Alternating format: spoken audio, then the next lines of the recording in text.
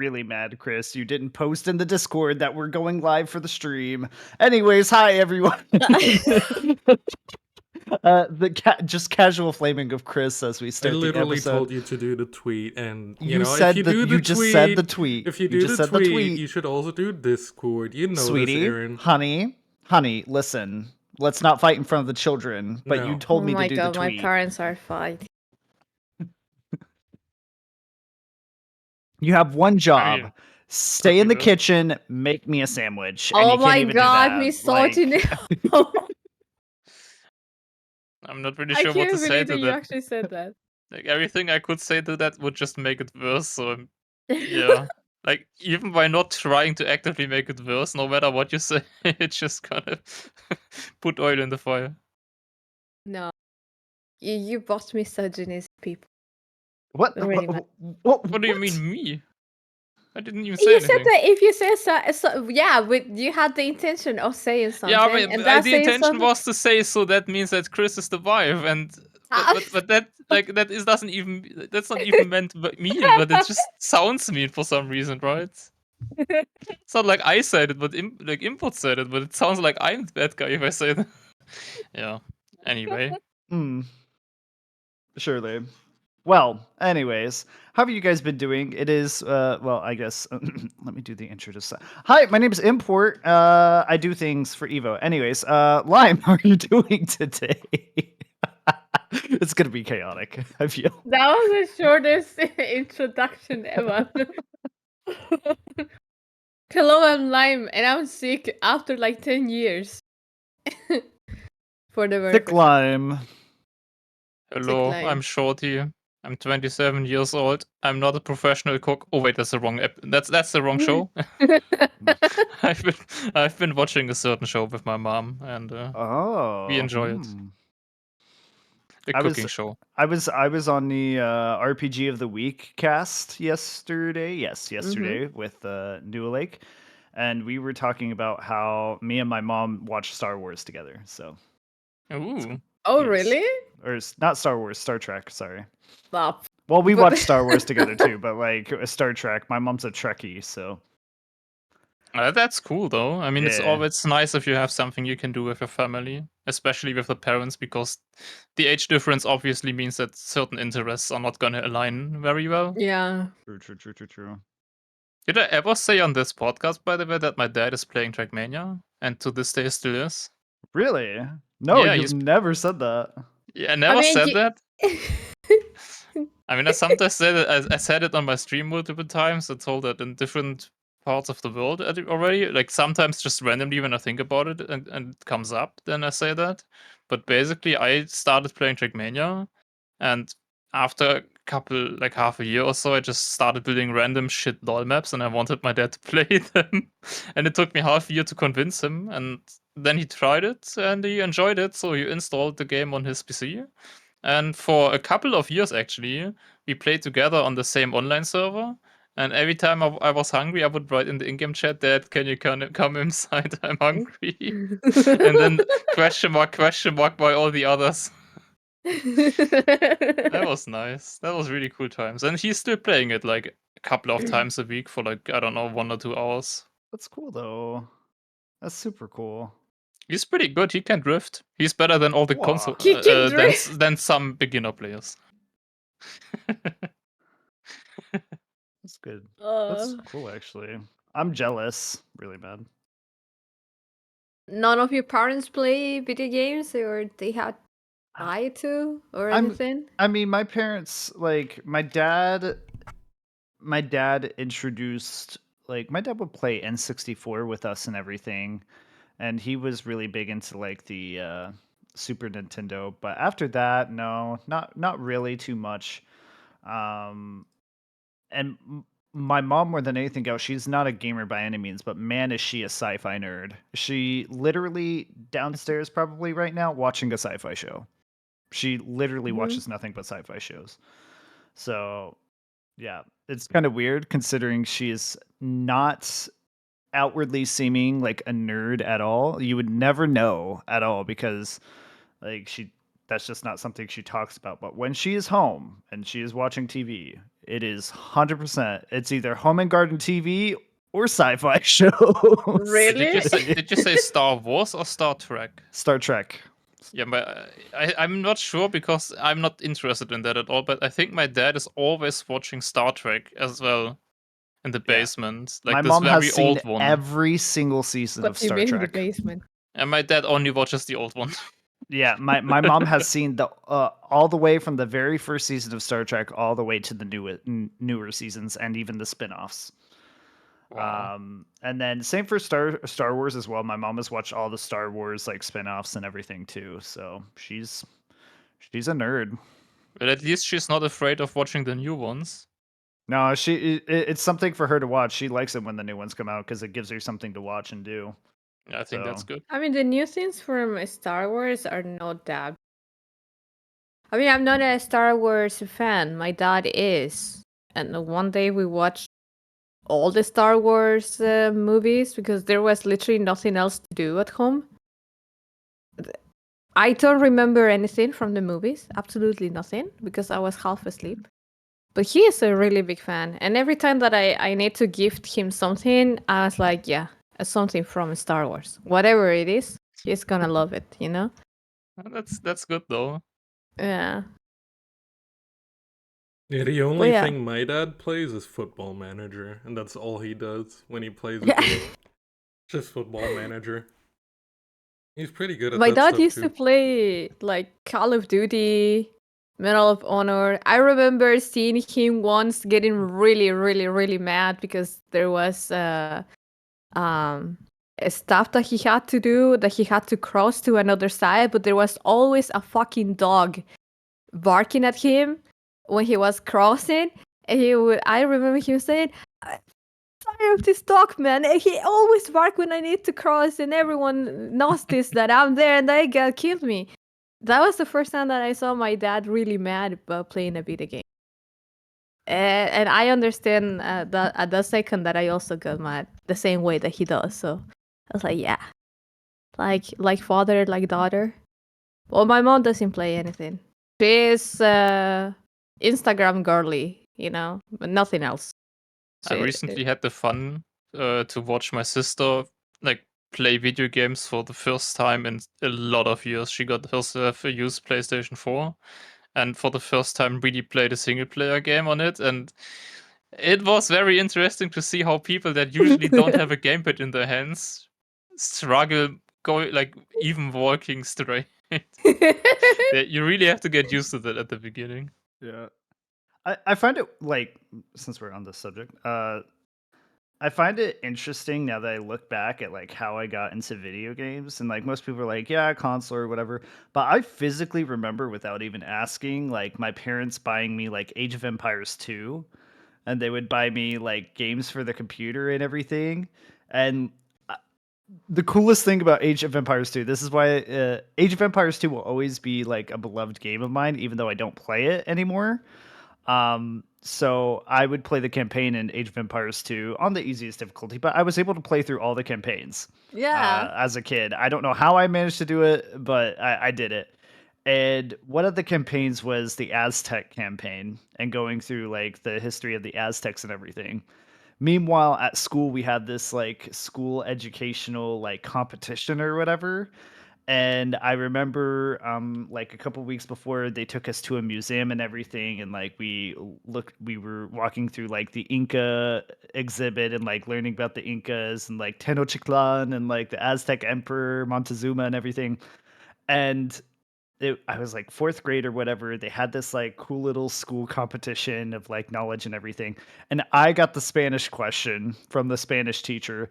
And she was like, "Who is the emperor of the Aztecs?" I was like, "Montezuma or whatever." And then she was like, "Okay." And then as a bonus question, which none of the other kids like knew anything. Like all the kids in my grade were just kind of like dumb. I remember that much, but I was the one who remembered it just because I played it in a freaking Yeah. video game. And and then she's like, as a bonus question, can you tell me the capital city of the Aztec Empire? And I was like, immediately, Tenochtitlan, let's go. And they're like, whoa. And they're like, I how did you know that? I was like, I played a video game. It's on Age of Empires 2, bro. then all of a sudden your teacher got be like, "Oh my god, what? You played a video game? Oh my god!" And then she hid you from yourself because she got scared. Right? Sh- I I mean, feel like you're talking from experience, Shorty. no, I'm not talking from experience. I tried to make a joke about German culture and German TV making fun of like, No, in American culture, they were yeah, just like, "Huh, okay, that's weird, whatever," and Yeah, then then just what? moved on with life.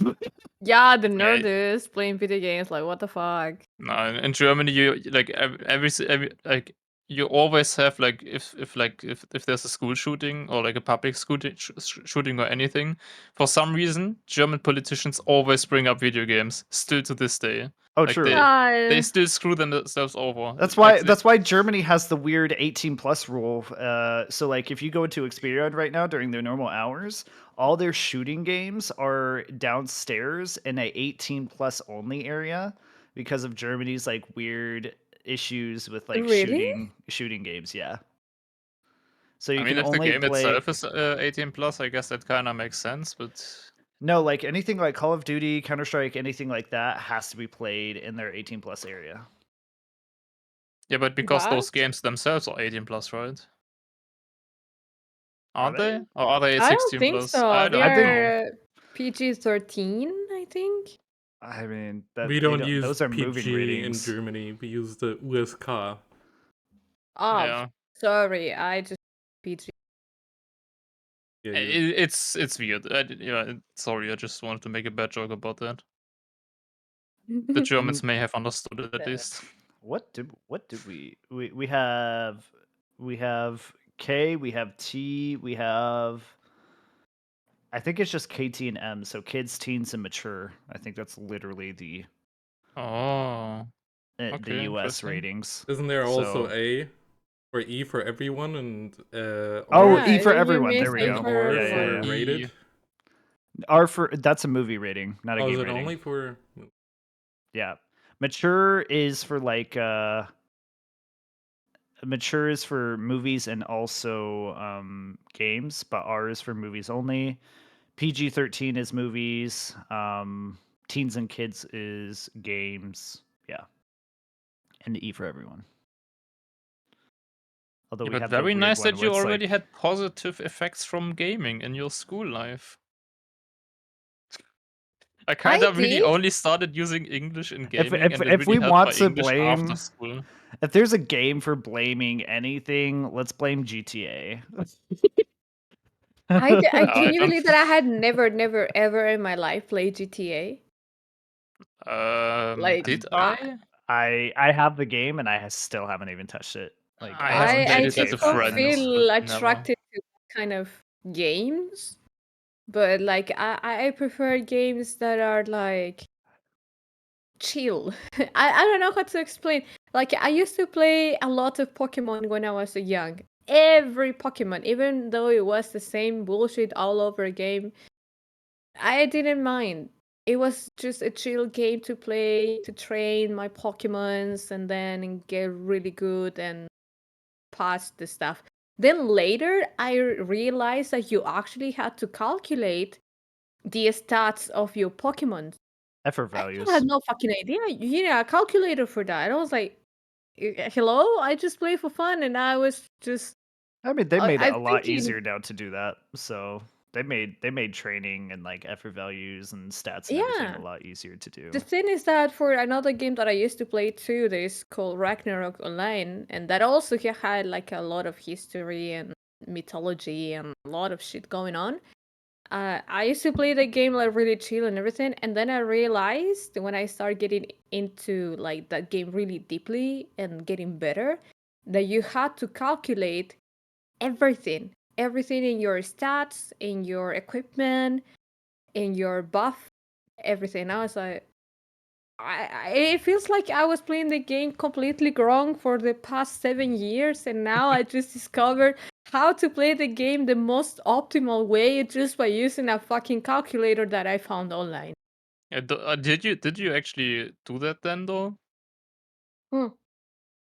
Yeah, because okay, I was in a guild back in Ragnarok Online that we were Is it an MMO? competing MMORPG. Yeah. Yes. It's like a World of Warcraft I kind of remember the game, but name. way, way Also. cuter, you know? And Ah.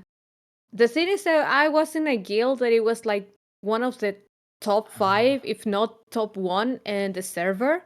And we had to fight against other guilds to kill MVPs and blah, blah, blah, blah. So one of the requirements actually to stay in the guild was to get the equipment, have the best stats, have the best everything, the most optimal dingies to compete against the others. So I was like, yeah, I want to keep my permanence here. So I had to start calculating shit, and I was like, nothing, you know. It was something. I don't know. It was crazy. I never thought that a game could go so deep into math, you know, to play in the most optimal way. I was just playing the game because it was cute, and then I realized that I was calculating shit. If you want math and you want spreadsheets and you want to get really good at spreadsheets, you play Spreadsheet Online, also known as Eve Online. And the whole point of Eve Online is not even to play the game, but to spin your ship inside of the hangar and watch as skills like slowly after months like actually completes. And meanwhile, you're just playing in a spreadsheet determining how long it's going to take for you to fly this one ship. And then you fly the ship and then you lose it immediately because you're stupid and you didn't know that people could like murder you. No. To be fair, that's actually never happened to me because I had my brother. My brother was like a massive Eve Online player, so he was able to like protect me from being stupid and doing stupid things. So, and I still have characters in Eve Online. They're not active, but they are pretty. I can fly the big things, the big ships. But let's move on now after having reminisced in our wonderful gamer nerd days. Oh, And let's talk about some not so fun memories for some topics. people. Let's talk about now that we've talked about fun memories, let's talk about future traumas and current traumas that are going on for other people and exploit them for content. So yeah, if uh, some people may know about it, some people may not know about it, and that's perfectly fine. So I am here to give you the full rundown of what is going on with Ferox Industries. So, if anybody knows, anybody's paid attention to the Trackmania World Tour, before we go into these string of tweets, which I will go in image by image. Chris will help me with that. No, we won't. That's too much. We should though, I think, and we're not going to read it word for Okay. word, but Yeah, like yeah. we'll show them. Okay. Anyways, so if for those who have seen Ferox Industries enter into the Trackmania world, it is through the World Tour where they first started out as an APAC team, picking up 2 players. Insert triggering somebody here in the APAC region, but they were relatively unknown players in the APAC region, and the team did not really perform that well in the APAC region. Going forward, they decided to expand into Europe, and they were making a lot of moves, contacting a lot of people in Europe, and eventually picked up a European team with Matuz and Melio, which was a really good duo at the time for the region, and they performed really well. And they won some money during the regionals as well. During this time, Evo was also involved with Ferox Industries in potentially picking them up or working with them to make a jersey design with them and everything. Because we're even to this day, we are still looking to get jerseys for Evo. We haven't even got to that point yet because XPEvo has kind of like derailed that plan. But Evo's still to this day looking for jersey and merch company. And yeah, we were looking at Ferox because it's like, okay, it's within Trackmania, it's within the community. Let's support somebody within the community. That makes the most sense. So we tried to get in contact with Banshee, who is the CEO, and Banshee was kind of hard to get a hold of. We were able to try to like get a meeting together and everything. And this is from my perspective, and then we'll go into Omla's tweet here. Um, so from our perspective, we try to reach out to Banshee. and Banshee's like, okay, we'll set up a factory in Europe and everything so that we can just get the designs, have the designs printed in Europe, and then ship out to everybody in Europe. And we're like, okay, cool. So when that happened, great. So then we try to schedule a meeting. It takes a couple weeks, but we finally get a meeting scheduled. And of course, we're having to coordinate from Europe to Australia to get this meeting together. And it's kind of mainly on his availability rather than me and Atomic's availability. So we finally get the meeting. We get to the meeting. It's like meeting time. Me and Atomic are ready, and Banshee is not there. And I messaged Banshee in DM, and I was like, "Hey, are we still on for the meeting today?" And he was just like, "Maybe later today, bro. I'm having drinks with my friends right now." Um, for some, this may not be the biggest deal. For me, it is because if you're a CEO trying to make business, I think you would want to prioritize your business and a potential profit Client. and a potential future client who also has influence in the market that you're trying to get into to help you spread some money and spread some love. So yeah, for me, it was a huge red flag when you're foregoing a business call for drinks. Well, that was just one red Especially flag. if you openly say it like that. Like, he could have literally just told you an hour before, sorry that Right. something came up. It would still be kind of unprofessional, but you wouldn't be like, oh, you have to tell us why exactly. Like, Yeah, if you I would wouldn't just say say anything. I'd be like, something okay, came we'll up. reschedule. That's Yeah, all I would say. exactly. Like, sometimes it happens, right? Like, sometimes things come up, okay? But literally, CEO telling I, you, I'm going out having a drink. Yeah, fuck you guys. Let's do it later. Yeah, well, and then What the he didn't fuck? even respond after that. And after that, me and Atomic are like, yeah, forget this guy. We're not going to deal with anything. I was not the only person who was also dealing with this. For those who are in the TM Manager Discord, I won't leak everything because otherwise, forever is going to burn to me. But there were some other individuals that also from other teams. I think it was Molotov potentially, or one of the other teams. Um, Yes, it was Molotov. Molotov was also trying to work with them for jerseys and merch and everything. Same issue, having massive difficulties trying to get a hold of Banshee, and like he's not really responding.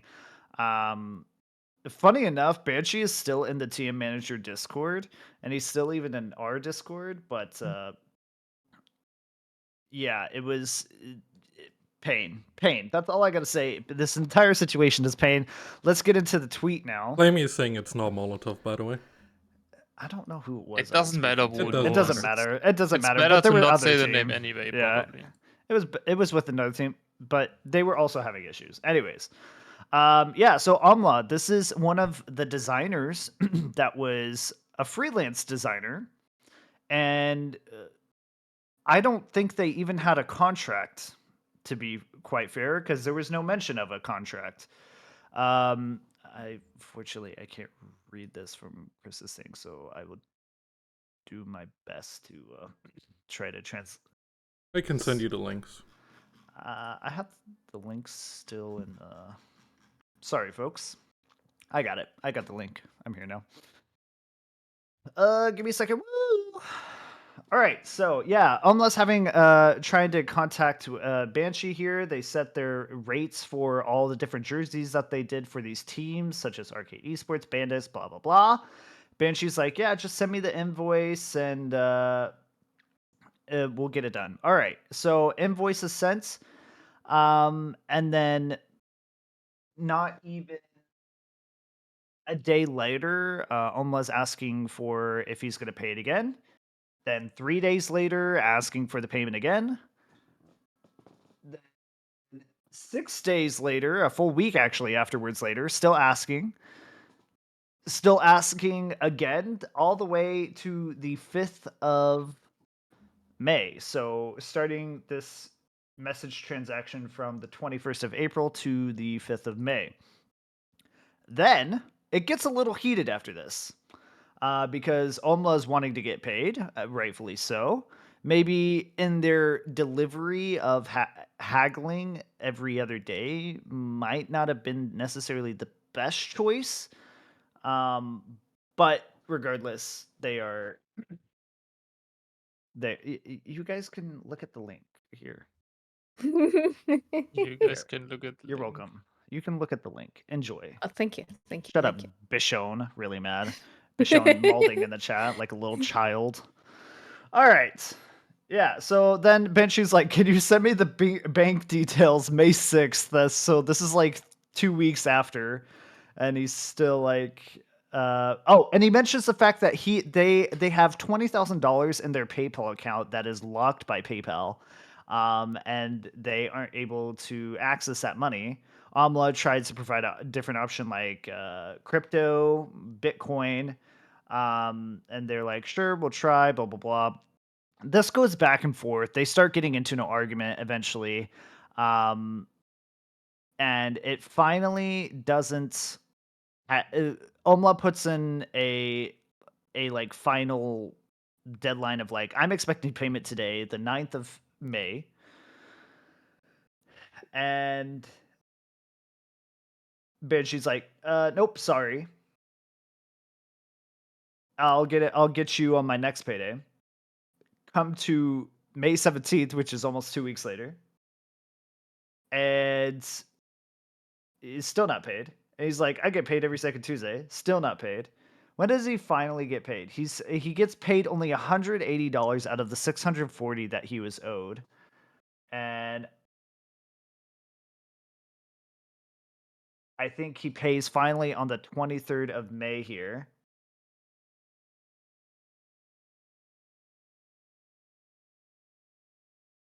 And it's just a total hot mess. Afterwards, we get down to the second tweet because it's a line of tweets. I think it's 2 tweets overall, but like it's first tweet is the whole conversation with him and Banshee. Then we get to the second tweet, and now Banshee is trying to fight back. So he's only paid $180 so far out of the 640. This is Australian dollars, I believe. And now he's like, why would I pay you for these other designs when I haven't made the sale? And it's like, you requested the designs from a freelancer. So that means you will typically with freelancers, you have to negotiate payment. And most freelancers want their payment up front, whether they do a good job or not. It's a risk. When you work with freelancers, you are rolling the dice. So as a business owner, you should have the brain cells to realize that you're taking a risk and understanding that this freelancer clearly wants their money up front or as they ship the design to you. And he didn't do this. But methinks there's more to the story than what you realize. Not from Omla's side, but just from Banshee in general. There's not really much information outside of that for this particular instance. What we see here is a CEO running a merch and jersey design business, and rather than being smart and utilizing your core purpose of your business, which is jersey design, one would think that you would have in-house designers to make you designs whenever you request it rather than going to freelancers, and you're actually paying more out of pocket for freelancers than you would with just regular designers in-house.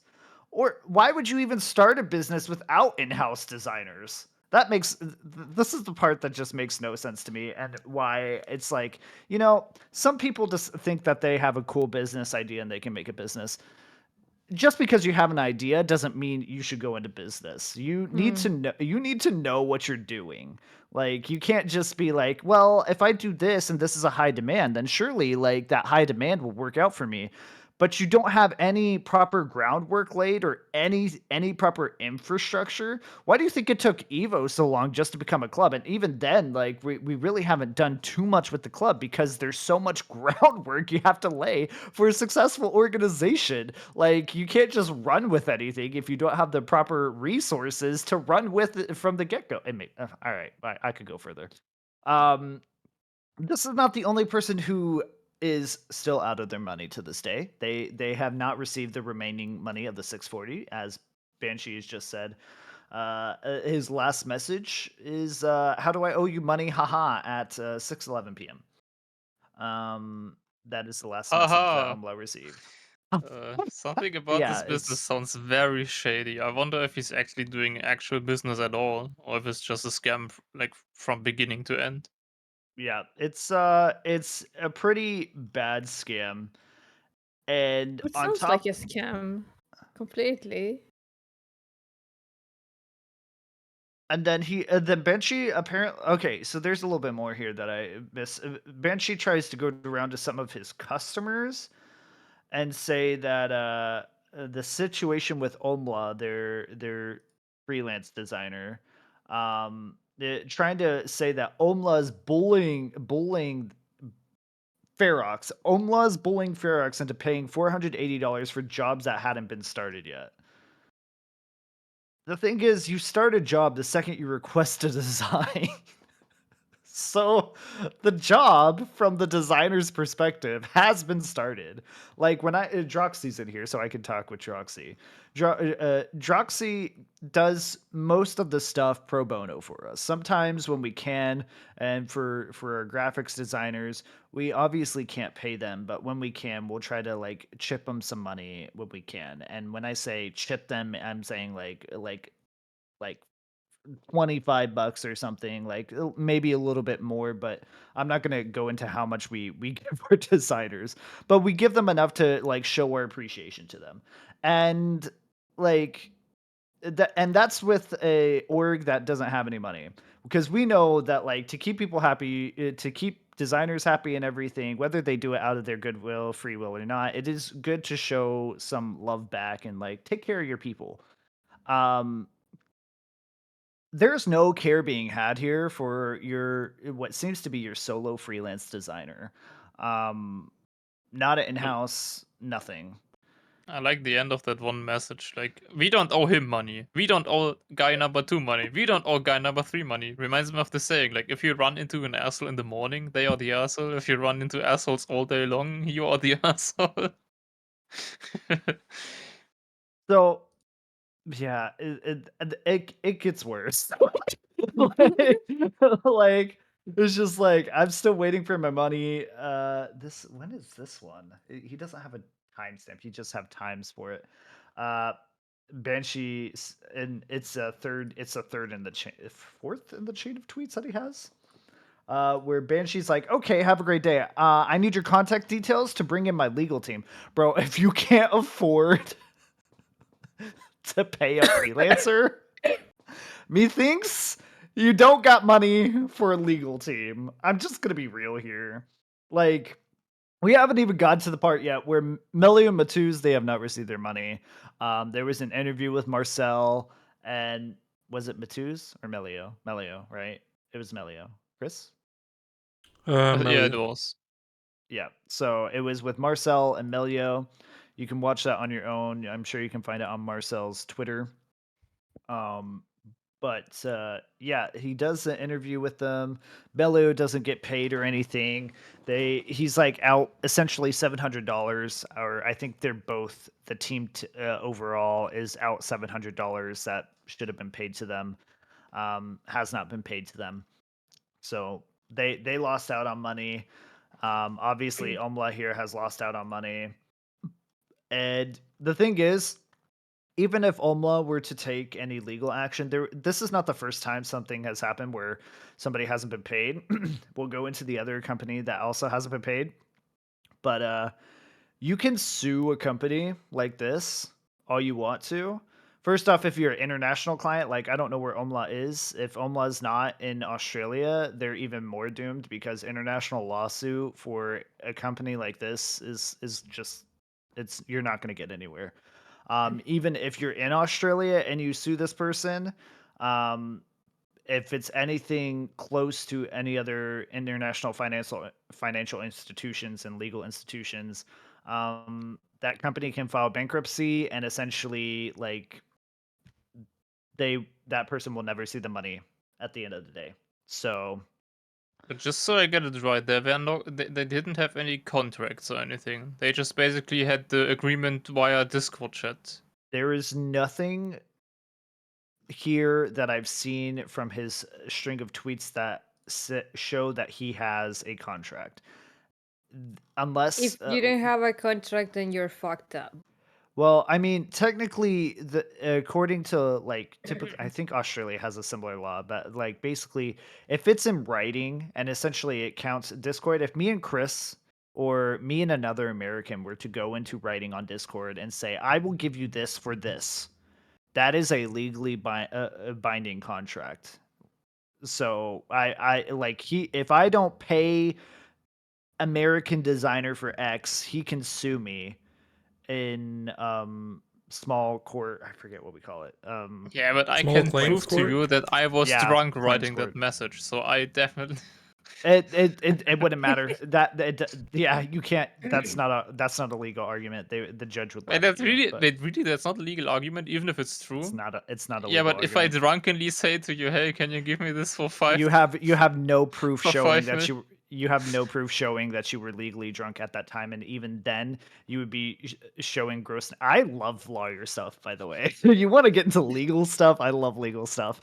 I don't. But I think you can prove that, depending on the yeah, case, you though. first you can't prove it, and two, you would still be showing gross negligence, and basically the judge would be like, "Well, this is a lesson for you. Maybe you should be careful about drinking in the future," and that's Mm-hmm. how it would be left. Yeah, about that, like in that situation with that kind of money, yes. But like, imagine you would do something like, "Yeah, I'll give you 5 million if you design me one image." Then I think it's more reasonable to say, "Yeah, okay, maybe you actually were drunk." You know Zer- what I Z- mean? Depends Zertrov in on the the. chat asked verbal contracts. So if we're saying verbal means spoken. So in Yeah, spoken if you contracts, that doesn't count because spoken anything unless you have a recording of somebody saying something to you. Like if they have a call and they say that, that's a verbal contract. You could sue for that. At least in the states, you could. Written is always better. That's why everybody says always get something in writing because written Yes. words are legally binding. Can I tell So, a story that it's yes, go kind of ahead. related to this? So, back in a few years ago, like 3 years ago, I was working with a fraction of Cloud9. It was Bonnie Fufu. I don't remember the name of the other YouTuber. And the thing is that I was the one designing the thumbnails, writing the titles, creating new video stuff, blah blah blah blah. And the thing is that at the very beginning they sent me a contract and it says that I will get paid 700 USD for the very first month to see how we will work out and everything, blah blah. And I said, yeah, completely fine. And then I was talking with this guy that I was doing the contract with, and I asked him, hey, this other person that I was working before used to pay me this amount of money, and I'm doing this for 5 creators, and you're paying me this amount of money that it was 700 USD. And I told him, for this month we can see how we do, but I want 1,000 USD at the end of the month.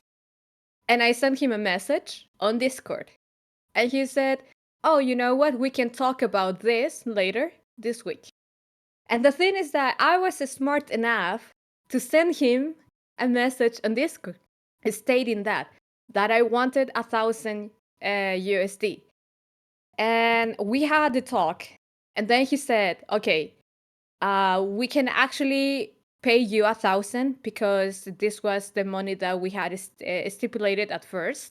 But since you agreed on the 700, well, we stayed on the 700. But now that you want 1,000, we can step up to 1,000. And then he said, okay, I'm gonna send you the contract and you can sign it. So we are only in the legality of stuff. And I said, yes, okay, no problem. And then I sent him on Discord a message saying, hey, I'm waiting for the contract that you have to send me that it stipulates that I'm gonna be paid 1,000 USD, not 700. That happened. A month passed, and we didn't get along with the Cloud9 gang. I really disliked them, by the way, and I was supposed to be paid.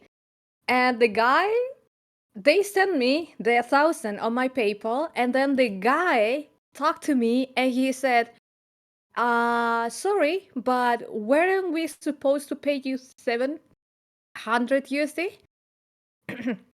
And I said, Hmm. no. Surely. Yeah, and I said, surely. And I said, no. We had a talk. I have the Discord messages. I have the 2 contracts and I have everything that says that you agreed to me on paying me 1,000. And the money was already on my account. So even if they wanted to take out the money out of me, or me playing dumb and send them the 300 that they sent more, I was like, yeah, no.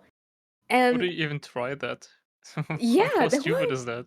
They the already thing is, paid you the money. That's even worse. yeah, Like, what do you think? Do you think you can convince you? Did they think they can convince you to send it back? Like, oh this yeah, guy, you have to give this back to us now. Yeah, the guy amazing. literally thought that, okay, we agreed on 700, then why did we send you 1,000 on your account? And I believe that the other guy that was in charge of everything, because we got into a heated argument, he was like, yeah, no, don't pay this bitch 1,000, just pay her the 700. And this guy, he might said to him, oh yeah, I made a mistake, and instead of saying 700, I sent 1,000, but I'm trying to get her to pay me the 300 that are missing, you know. But I was like, yeah, no, fuck you. It's literally greeting. But if we wasn't greeting on Discord or anywhere, if we only had a talk on Discord, a call on Discord,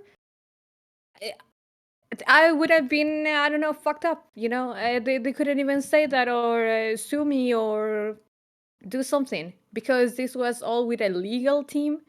This was all like, I don't know, it was kind of sketchy how the whole situation was being handled, but I was like, yeah, no, I tried to play it as smart as I could, and it happened. But like, yeah, if you're a freelancer, if you're working with people overseas or over the internet or anything, write everything down. Write everything.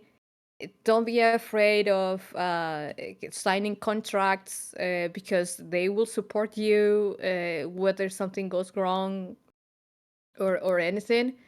Because that situation happened, and now I'm in a situation where one of my clients, he doesn't want to pay me for work that I have done for him. And I am the person now, just like this guy on Twitter on Omla, asking them, hey, pay me because I did this for you. But unfortunately, I I had a good faith on this person that he would pay, because he did it multiple times, but now he's just not giving it. You Yeah, know, he's not paying, so it's fucked up. I think it's a good lesson for anybody who's into freelancing work or into contracting Mm-hmm. work. Big rule of thumb is that if it seems too good to be true, it likely is too good to be true. But if it is real, make sure you get it in writing, like just like Lem's story here. Make sure you get everything in writing. Make sure you have all your ducks in a row. If you get sent a contract, you need to go through every detail of that contract. And if you need help, then look for legal counsel. Legal counsel is expensive, but there are some lawyers, depending on where you are, that will help you for little to nothing. You literally can go on Reddit asking, guys, I have Yeah, this and that, and people would give you advice on what to do for yeah. free. But don't play dumb and don't play low, because this is what at the end it happens And all know the your own time. You worth get too. fucked. Know your own worth too. Like, uh, I feel like in some cases there are some cases where I guess the phrase "know your own worth" can go both ways, because some people undersell themselves, and you need to know that it's like, no, I'm doing a work, and I'm doing good quality, and I have the proof to back it up that I am doing good quality, so therefore I should be making this amount. And then there are other people who are like, well, I've done all this work and I got this one random job, luckily. And even though the customer may have not liked it, I still got it anyway. So therefore, I'm worth X thousands of dollars. And in that case, they need to bring down their expectations and know their worth in that as well. So like you have to know your worth on both ends of the spectrum. And freelance work in general, I applaud anybody who does freelance work because it is extremely risky, it is extremely unreliable, It and is. it is not a field that I personally could ever do. But unfortunately, most creatives end up having to do freelance work because that is where the money is for them until they can find themselves a company that's willing to take them on as a contractor. And that's few and far between, unfortunately, for most freelancers. So yeah, it's props to them for anybody who does that type of work in I general. used to do freelancing work for multiple stuff, mainly photography. And Jesus Christ, the people that I had to go through, the clients that I had to had, because they would say one thing, they would ask for another thing, and then you're like, "Ah, if I lose this client, if they say bad things about me, I'm probably gonna lose even more." And then you are struggling in the month, and then you're like, "Oh, I need 5 to 6 clients this month so I can get the amount of money that I need." I know it's it's a mental to be a fucking freelancer is mental. When it's only yourself. You have to be your own boss, your own legal team, your own marketing team, your own everything, and it's exhausting. Yeah. I'm really happy that I stopped being a freelancer now. I just take whatever it comes through a third party stuff.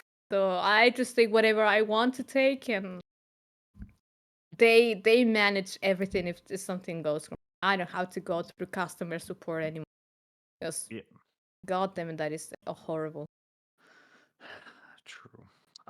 This is not the only thing that we have on for the docket for this topic, Not and the only shady orc. Oh not the boy, we only got shorty more org. than one. And speaking of freelancing, Chris, I sent you a Twitter link. Hopefully, you can pull that up. Um, I mean, to be fair, gaming is full of it's shady it comes organizations. Yeah. it comes with the territory, right? When you're especially in Trackmania, like Trackmania. I also come from, and we talk about it all the time. I come from League of Legends. I also come from Smash Brothers, and Smash Brothers, like you want to talk about cesspit of orgs, like Smash Brothers, especially back then and now.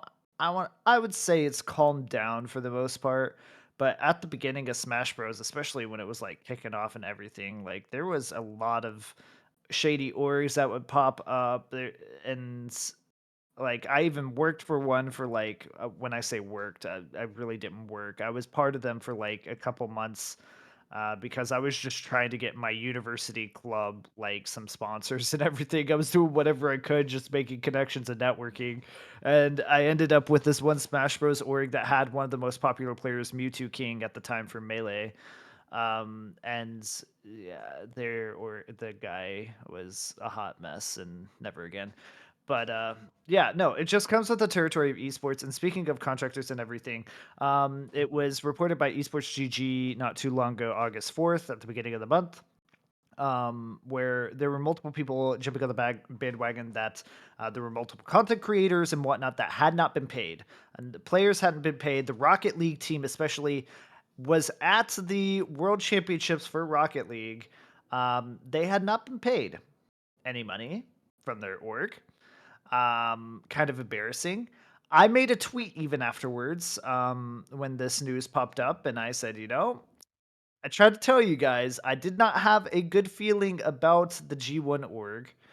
Um, What do you mean? But they invested so much effort into casting Trackmania, and yeah, I made a tweet this. saying that at least Binks and Gwen got paid. They did not They get got paid either. lucky. They did not get paid. Oh wait, what? Oh, they I did re- it? they did not get paid. I thought they did. My tweet was I found it fake weird that they news. did. Yeah, they did not Yeah, get paid. minus. Wait, how do you like? There's this I feature on was Twitter, right? notified. Where you can. I was notified that they were not paid, and I can't tell you who my source is, but you can pretty much figure out by me saying that I can't tell. But Like, yeah, I was told that they were in fact not paid for I'll still their report you gameplay. though. Yeah, cool. Do it. Do it. Nah, I'm not gonna find that. But you post way too many tweets. Not gonna search that now. I don't post that, man. What? Whatever. Whatever, enough, shorty. enough for me to be bored of scrolling. Okay. Well, yeah, G1 hot mess. Um yeah, man, I just I don't know how you can do this. Well, okay, so this is I also had this conversation last week with on the Cup of the Day podcast with the British Irish guys. And yeah, I will say what I said there. When I see an org coming in with NFL money, it immediately, or any professional sports money, it immediately throws up a red flag for me. We're also probably going to see that with another esports org currently in Trackmania that is also supported by sports money. Um, and But can't they just? Why are exactly the ones that do have money the ones that? because they come in, okay, this is how I can at least explain it from They're the fucking American greedy. version. They come in and they're like, I like video games. I played Call of Duty once, bro. Like, that sounds great. I love video games. Like, it sounds fun. I see these esports org owners, they make a ton of money, having built their orgs from the ground up. And I got money already, and I got money to blow. So let's go ahead and blow it on an esports org and make a team and everything. We'll be the best. We'll be the best. And we'll get in like a franchise. We'll get into all these games and everything. We'll have an empire. You think I'm exaggerating? This is No. literally how they think. This Yeah, Yeah, but yeah. if they are but if they are that stupid, how the fuck did they get money in the Shorty, first place? Shorty, they are that Shorty. stupid. He's okay. Yeah, So the yeah, but how did CEO, they get the money in the first place? see, How because does they're that work? professional NFL players or basketball players, or they own Ah. a professional team. This is where The thing it is, comes like, in. you don't even have. I mean, yeah, that happens for the NFL. For example, when I was working with the Bunny Fufu and the company, dude, they literally went with a pitch to Cloud9 and they were like, hey, we're gonna do this and this and that, and we're gonna sell everything, and we're gonna earn millions, and we're gonna be the biggest to managers and blah blah. And they got a shit ton of money. And I was like, brother, people just give you money if you have the best pitch in the world, basically. That's Yeah, it. I mean, And then you throw it away or they get greedy. I mean, I will wrap myself out. Like, it's one of those things where it's like, if you know how to talk to people, if you know how to sell a turd, you can sell a turd and people will buy the turd. They'll be Yes. like, I didn't think I needed a hot steaming pile of crap, but now that you've explained it to me and what benefits I could have from it, which I could think about it. like I might buy this pile of crap anyways. Like, Yeah, but that isn't the same, is it? No, It- it's exactly that's the the same that other it's side happens of it. here. it's the same. It really can be the same because you can I could go. It's all about selling an idea. You don't have to Yeah. sell what's physically there. You have to sell an idea. So, and this is how you get investors. This is how the investor world works. You go, I have this idea that I am going to start an esports org. You say, I have a connection to this one guy. You don't get into detail about this connection that you have with this one guy. And this one guy is a really successful individual in this industry, where I'm trying to make it very vague. So I have this connection with this one guy in this industry, and I'm telling you that I have this really good connection with him, and that he is going to be able to help me propel this business, and we're going to make a ton of money. That's all I got to say. The Yes. investors are wanting to basically deal out money as quickly as possible and get the return of interest as quickly as possible. So they're going to be like, that sounds like a great idea. Cool. Without asking any major questions. They don't know, though, that this relationship that I said that I have with this individual in the industry, I spoke to them maybe once passing them on the street. But regardless, you took me at my word. And this is what happens. People take each other at their word too much. They don't have any proof to back it up. At least for us, like Evo and the things that I've done when I've done negotiations with like universities and everything, I've had visible proof and viable proof as to why they should invest in whatever project I'm doing. university, for example, I had them invest an initial $80,000 into my esports club because at the time they were looking to bolster their IT, engineering, mathematics students. They were trying to get STEM students in. That's what we call it. We call it STEM. They were trying to boost those student numbers. And esports and STEM go hand in hand because nerds and nerds they combine their powers and make Captain Planet. But then you have the other side where it's like, okay, I had a plan, I had a vision, I built that vision, I laid the groundwork. And rather than letting it like flounder and not do anything, I followed through with my word because I had the proof to back it up and had a solid plan. That program that I built, whether I'm not involved with it or not anymore, is still running to this day and was given an additional six-figure investment on that. They doubled whatever investment I had initially from it, and they doubled that. And it's a very successful university scholarship program for esports students.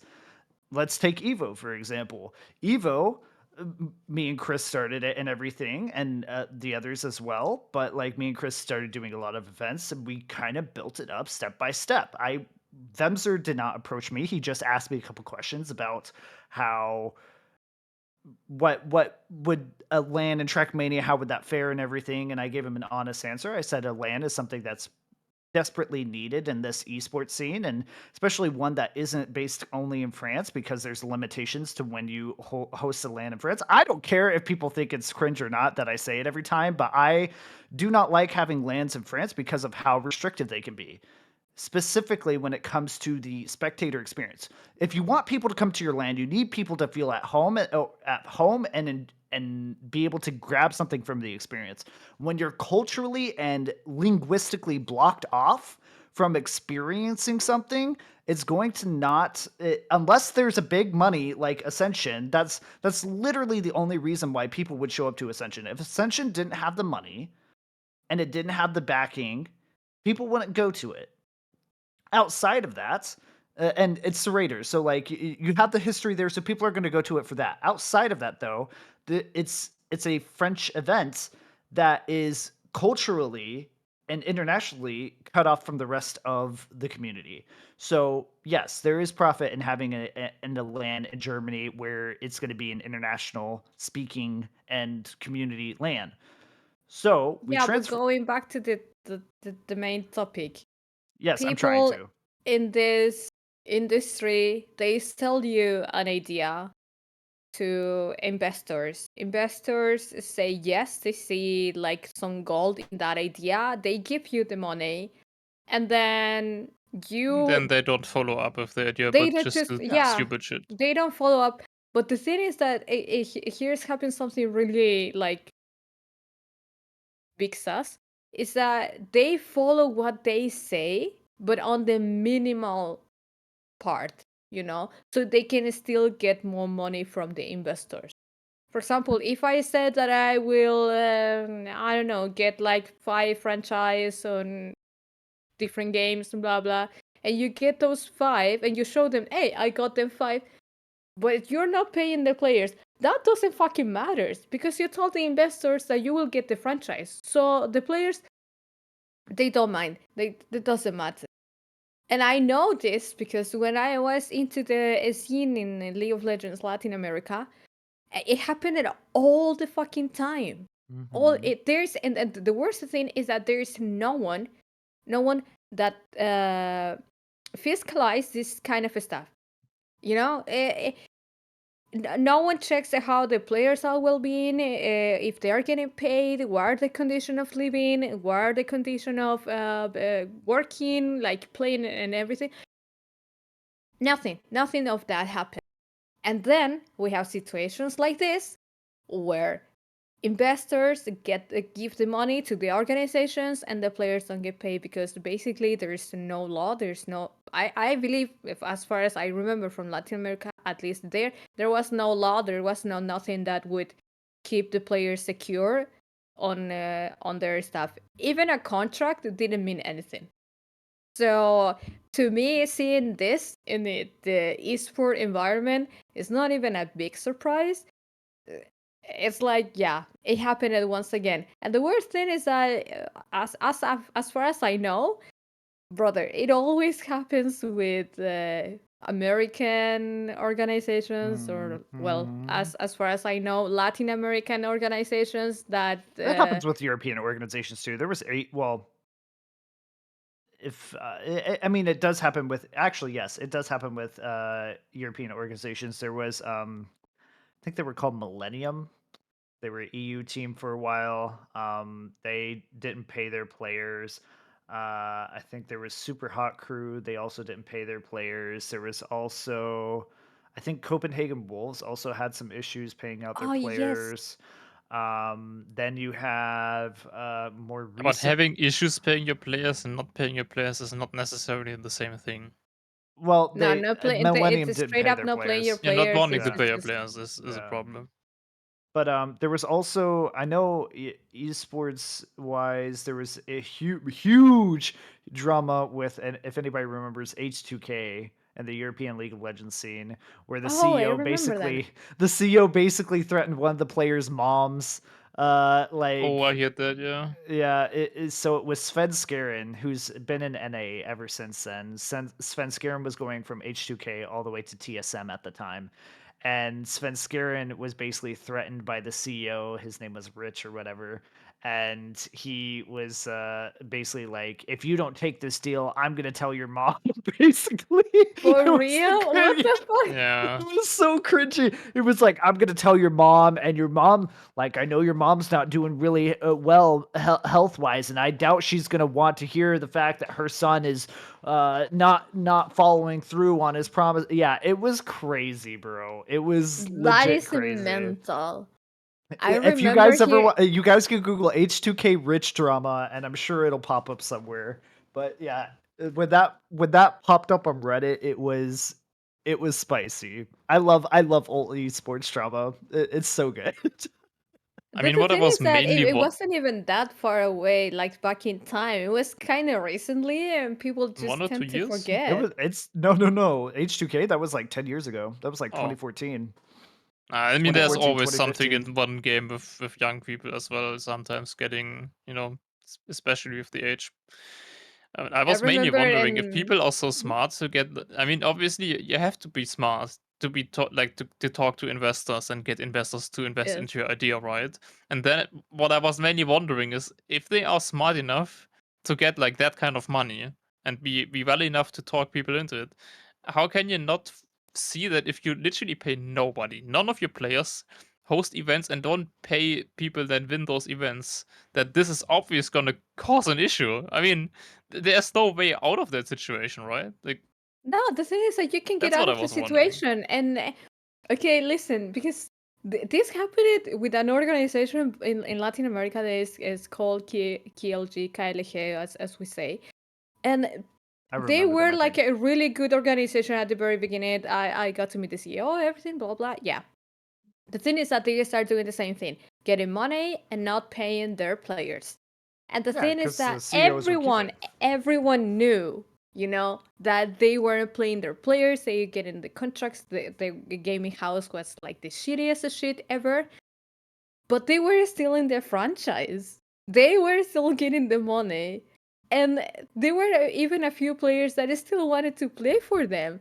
So I was like, brother, you don't remember what happened in like last season? That they literally didn't pay anyone. They are still in legal issues, but they are still there. They are just still there. Yeah, well, it's So one of those things where it's like you're the CEOs are looking out for themselves. The people who have the business idea or they're basically pyramid schemes. Let's be real. They're basically these some of these esports orgs are 100% pyramid schemes where it's yes, like they get investor money and they take it and run with it. I worked for a internship, which was a tournament software platform, which was almost kind of it wasn't the same thing, but basically this guy I didn't realize it as it was happening, but he was actually younger than me, and he was the CEO of this startup company, this tech company. But I was still a college student; he wasn't.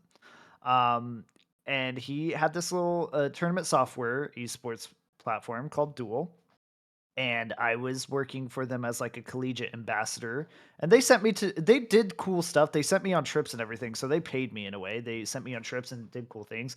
But they got a ton of investor money. I'm talking like a crap ton of investor money.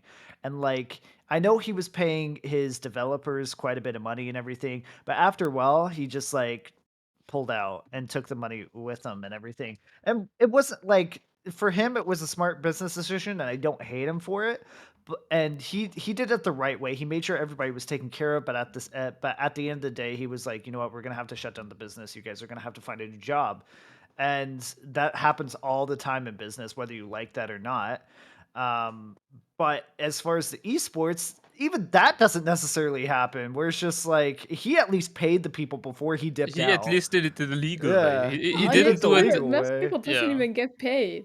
Like But it's let's refocus on G1 here. So yeah, they're not paying, and amidst all of this drama of people not getting paid, the Rocket League team not getting paid, the Trackmania team, other teams not getting Oh, paid, by blah the blah way, blah. can you please, maybe some people don't know, but what does G1 stands for? Gamers first. game is Okay, you first. can continue. Yes, gamers first, but not in the real sense. Anyways, yeah, in the midst of all this, they announce that they are building a multi-million-dollar training facility for gamers first. I wish I was making this up, bro. Why would like, how? Why? I wish I was making this up, man.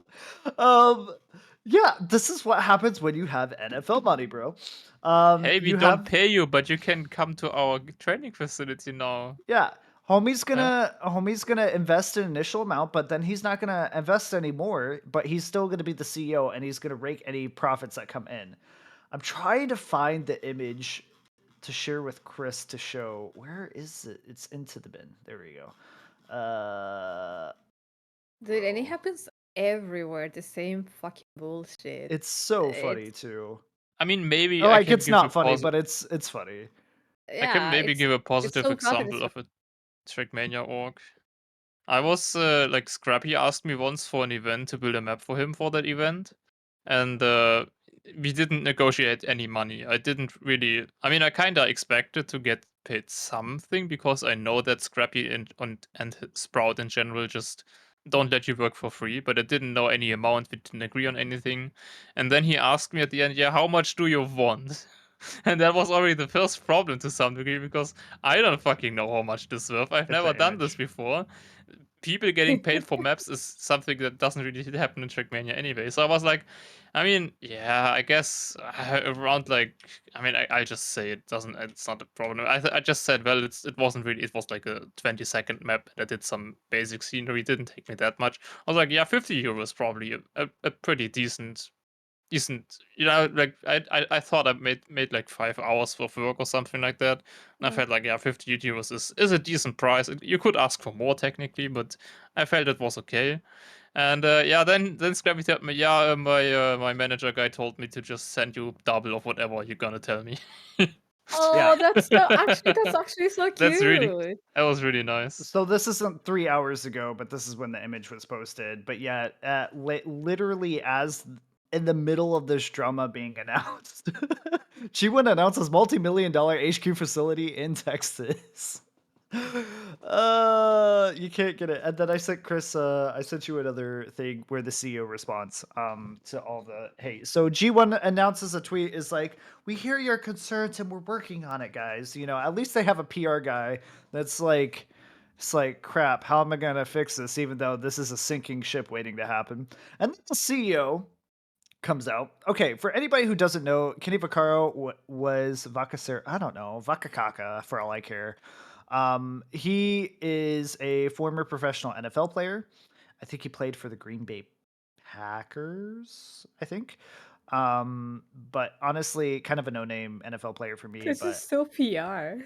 yeah, Anyone who knows me knows this. Nothing means more to me, family and G1. I've sacrificed countless hours of personal finance to support the community we built together. Journey has not always been easy. Blah blah blah. I've given my heart and soul, stepping away from the NFL to focus on G1. Well, you ain't been focusing enough, my guy. He then posts on like later on. I don't have the link. I'm not gonna go find that because this topic is boring now to me. But like, the he posted a 17-minute video basically saying nothing and he tried to I from what I remember there were some juicy parts in the comments that highlighted the fact that he was trying to pin the blame on other people taking advantage of him.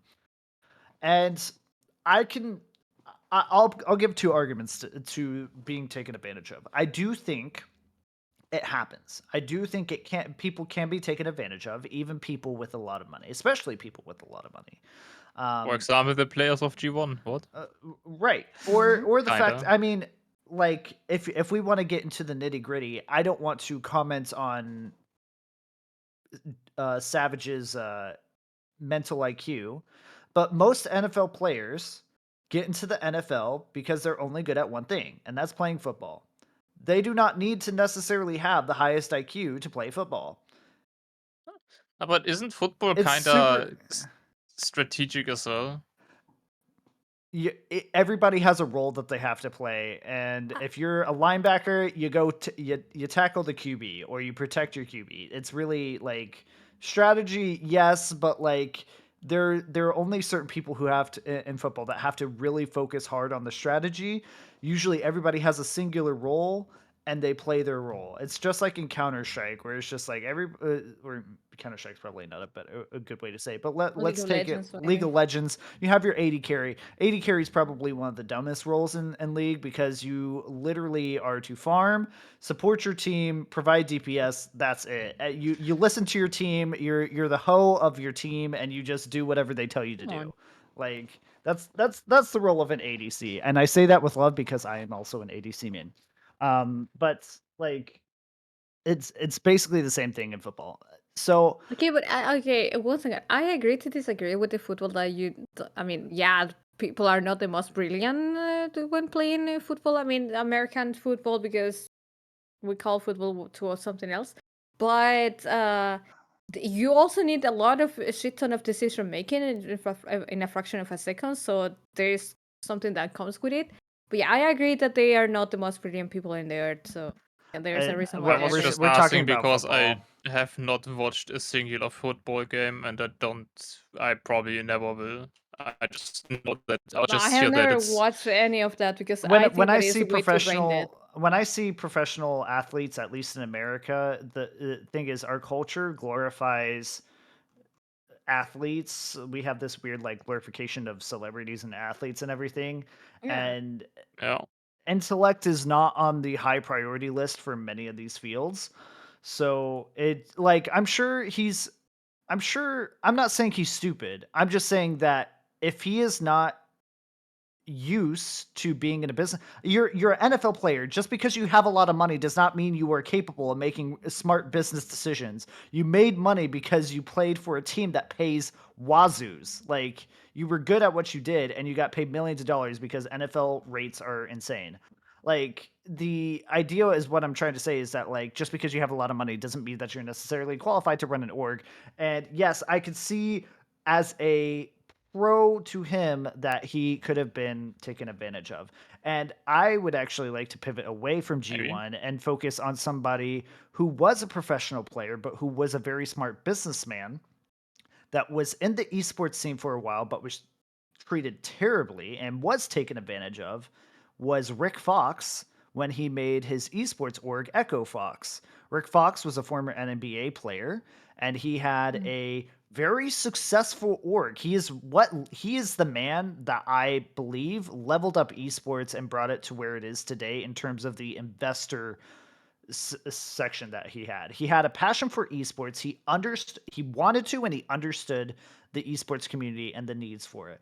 And he was the one that brought in the initial interest from other professional players to be like, esports is going to be booming. It's going to be a very financially beneficial the financially booming markets if we do it right. and he understood the risks that came with it. But what happened is that he was taken advantage of, and he had the situation with Echo Fox is terrible because he had an investor that basically just screwed him over completely. He had an organization that like didn't necessarily do their due diligence. He had the money, but he didn't have the staff to properly run an esports org in the way that they should. Players got played and everything, but overall, like their staff, the team was not the most successful in a lot of the games. It was just due to the fact of poor staff quality. And so overall, the esports economy and the esports ecosystem and community really just failed Rick Fox, and now he's not even in esports anymore. So there was a time for esports, I feel like, that had like really high potential, and I think esports can have a high potential, but it's mudded with orgs like these orgs that want to make a flashy scene, want to be out there and want to do this big cool thing, but they Yeah. don't understand why esports exists in the first place. They don't care to understand. They just think video games are cool. I like video games. Let's make a team for it. End of rant. Thank you for coming to my TED Talk. I will not charge you, but I expect you to attend XPEvo. Thing is that the esport environment is a really fragile environment. It is. I mean, there is still in the uppers. So how you say? It's in baby steps. Even though it has been like 20 years already into sports scene and everything that you see, but as a esport, as like if you say it like as a football, like a Champions League or something like that, I think the esports is still in like baby E- steps, and we need Esports in a weird state too, organizations. Yeah, because and we esports need in a weird situation. organizations to fiscalize, is that the word? I don't know. But to check over what's on the contents being made, over the well being of the players, well being of the staff, well being of everyone that is participating within the organization. Because if you don't have that, Yeah. then Well, I think again, it's like it happens. And it's also and then it comes down to another topic. I'm not going to go too deep into it, but it also comes to another topic of governments and countries. Like they're if they had proper legal action for these esports orgs and esports teams, protections for legal protections for these individuals where they were actually treated like actual business entities. Germany still to yes, this day does not recognize esports. As a German, I the was thing about to is that say, like, what is esports? Yeah, What is the this? exactly. laws are so behind in time with what's happening, Yeah. so you cannot. The thing is that many people cannot be taken accountable because there's no law that it's for this type of shit, so Oh my god! I just remembered something. Did you see, or did you notice that what there was this to the Olympic Games for the first time they did like esports kind of Olympic Games, Oh yeah, right? where they played Just yeah, Dance. Where they played. I mean, Just Dance is we actually one of these the proper. Like, Just Dance is actually one of the good ones, but some of those games, I think they were like literally built for it, or like super new. Nobody knew about the game beforehand. Like, that was. They literally. Like, their interpretation of esports was taking an actual physical sports, but as a video game. Like, that was so stupid because those games, they were just some random ass games. Like, Just Dance at least has an actual esports scene to some degree. I remember at Gamers Assembly, for example, there was like a contest as well for like Just Dance. It's not the biggest scene, obviously, but at least it already existed. But when you, it could have been How so good. how It could is have been just so big. hold on. Wait.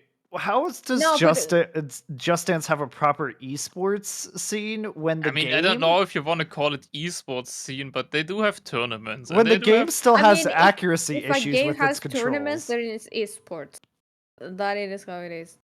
The thing is that I remember for this Olympics kind of stuff that because they got asked, why didn't you include like League of Legends or CS:GO or Valorant, whatever, and they said that they chose games that went along with their values and stuff with what Olympics is, you know. because you cannot I have an guess Olympic that's game that true. it's You can killing have a other shooter. people. Like it wouldn't make like people may think it's dumb, but it's not. It doesn't make sense to have a violent game I can At understand the at it to the some Olympics, yeah, degree, Olympics. but it even doesn't then, make they don't sense, even have you like know? something like Rocket League. Yeah, you could Yeah, have Rocket Rocket League League. is I mean, Trackmania. Trackmania. Wait, Trackmania is gonna be at the many. Olympics, Yeah, if you but that's remember something correctly. different. That's Not for the really. French. It's not the Olympics. It's like It's a not the side Olympics event for itself, the but Olympics. Well, yeah. yeah, it's like a side esports a thing. Like the esports is still not an Olympic sport yet, but like it is. There is a esports event Do that you is think it going to will include ever be? Trackmania. Or do you? Esports, I've seen multiple. I've like Asia has definitely tried to include it in their Asia Olympic Games or whatever. I no, I don't think so, I and think here's it's why. always gonna be its own separate event. It's I always going to be its think own that separate Probably. thing, if we and that's change okay the though. people that are in charge right now, there are fucking boomers that have no fucking idea of what the young it's doing. Yeah, no. It But would like make in more 20 sense to have years, an when we Olympic of are old esports. and we can be in that position, I think yes, you know. But I right now, with how it is, no, they have no idea. They don't even know how Wi-Fi works. Okay, so It would make more sense to have like an Olympics of esports, which is essentially what IEM used to be or is or whatever. Like it You would mean make more sense to have that. ESWC and VCG, not Yeah, IEM? basically just like a massive Olympics where you have all your games and each game has like you're representing countries and that would make more sense than yeah. anything else. But to coordinate that and to get people down to invest in that, we're not at that point to because when you like every esport has tried national team competitions before. Overwatch tried it for a while and like it just never worked out. Like usually all the teams would be super heavily unbalanced and it would unless you were like a Korean or Chinese team. So like your teams would just be like super unbalanced and it would be a yikes. So Yeah, and Trackmania kind of was Germany versus France each year. yeah, I mean Osu still I does mean, it to it's this still kind of day, like and that. I will say Osu is probably the only esport that has successfully done like the nationality thing. Yes. Yeah, they Um, do. but there's such a small esport that it's kind of like yeah, What but about Tetris? Tetris Tetris. is really Tetris is amazing. I love Tetris Online. Tetris. How you watch the championship of that shit? Jesus Christ! I watched videos about it, but not the actual championships themselves. It's really stressful to watch. Like I cannot imagine how stressful it is to play that, but to watch it, it's like, oh my god, it's way too fun. I cannot keep with that. Do you know what is also stressful? What? The fact that in 3 weeks it will be XPEvo. What? And in 3 weeks exactly from today, we will be doing a Dropped Gears podcast at Experion. Oh Uh, my That is gonna be so god! stressful. so for those who watch us right I like to now, do live presentations, to be honest. yeah, we're gonna have a live show. We're doing a live show, but we're gonna have a live show in person. I think we can let you guys be an audience if you'd like. It'll be at 8 o'clock, or we'll try to have it at 8 o'clock, at Experion. And we'll be doing it on stage. So it would be cool to have a live audience to have people, throw tomatoes at us or something. But yeah, we're gonna be doing drop gears in 3 weeks at XPEvo.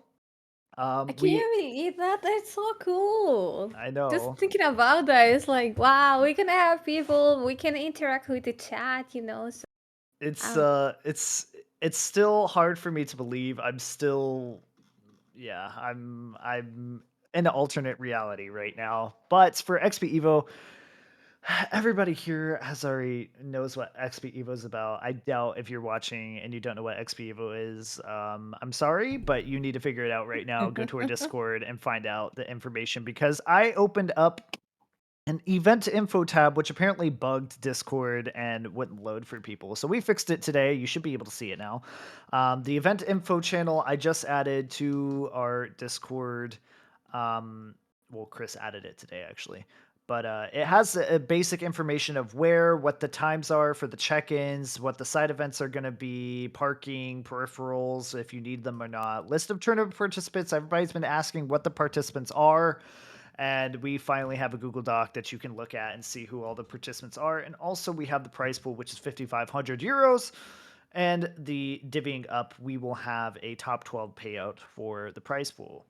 And if anybody notices from the prize pool compared to Trackmania, we've essentially doubled everything, minus maybe like those who are finishing the middle. But the first place prize pool is doubled. Second and third are also somewhat doubled. And there were only 6 winners for Trackmania, and there are 12 winners now, so that's also doubled. Prize pool doubled, winners doubled, dings are doubled. Also, attendance is doubled. We can go ahead and say now that we have over 300 attendees, ticket holders, and that is not including the free VIP invited VIPs, which are some of the pro players and influencers, as well as staff. We have about 30 some odd staff working for XPEvo. And then we have around 25-ish invited VIPs or invited individuals. So not all of them are VIPs. So we're almost already at 400 people at this point, which is kind of crazy. So yeah, thank you guys so much for supporting us and everything. I think it's going to be, I hope the event's going to be go really well. I hope it's going to go smoothly. I'm expecting something to break, but you know what? As long as everybody's understanding that, like, and patient with us and everything, As remembering that long we're as it's trying not our me that best. breaks. Yeah. Shorty doesn't have to break. Shorty and Lime, if I haven't mentioned already, I think I have, but Shorty and Lime, they're going to be joining me as analysts, and they'll be doing post and pre-match analysis with me in the hosting area. So yeah, that's going to be really fun. We're gonna have podcast every day. All Actually, day, yeah, every it's day. gonna be a whole weekend of podcasts. Us talking whatever thing and a little bit of the competition. That's gonna be great. Also, Yeah. Also, in case you still need tickets, over our friends at Into the Breach are raffling Oh, 2 true. VIP tickets to give Yes, away they for are. XPEvo. So if you want them, follow ITB Esports, retweet the tweet, and tag a friend in the comments who you want to join you at the XPEvo. So go can I ahead. participate and give the things to Gecko? Your staff. Why do you? I know. Gecko didn't buy the VIP ticket, so Well, then have him do the thing. yeah, that's okay. He has to do. Yeah, he has to follow, he has to retweet, and he has to tag a friend. Yeah, he's gonna tag me. Yeah, tell him to tag somebody else. Ow. I mean, tag a friend. You can just. I'm not gonna say. I think it's funny that they think we have friends. Yeah, why it's Aren't we always like a gamers? friend I have no one. I'll just tag my second account. I don't have He's my friends. I best only friend. have lovers. Wow. Wow. Yeah.